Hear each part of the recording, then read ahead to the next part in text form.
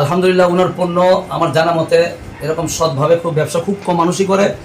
এরকম ভালো পণ্য এই গ্রেডের মাল এই ক্লাস মাল খুব কম মানুষই বিক্রি করে। সবাই তো শুধু পয়সা চায়, 2 নম্বর মালে তো পয়সা বেশি, 1 নম্বর মালে পয়সা কম, লাভ কম, পরিশ্রম বেশি করতে হয়, উনি তাই করেন। ওনার কথা হইল আত্তাজিরু সুদুকুল আমিন। আল্লাহ রাসূল সাল্লাল্লাহু আলাইহি ওয়াসাল্লাম বলছেন, সত্যবাদী ব্যবসায়ী মাআন নাবিয়িন ওয়া সিদ্দিকিন ওয়া শুহাদা ওয়া সালিহিন, এদের হাসর হবে নবীদের সাথে, সিদ্দিকিন সালিহিন শুহাদাদের সাথে। আল্লাহ তাআলা ব্যবসা সম্পর্কে বলছেন, রিজালুল্লাহ তুলহিহিম তিজারা ওয়ালা বাইউন আন যিকরিল্লাহি ওয়া ইকামিস সালাত ওয়া ইতাইজ যাকাত ইয়াখাফুনা ইয়াওমান তাতাকাল্লাবু ফীহিল কুলুব ওয়াল আবসার। ওই সমস্ত ব্যবসায়ীর জন্য খুশির খবর যার ব্যবসা তাকে আল্লাহর স্মরণ থেকে গাফেল করে না।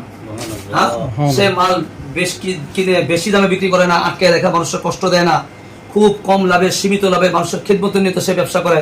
আমাদের জামিল ভাই ওদের মধ্যে একজন অন্যতম।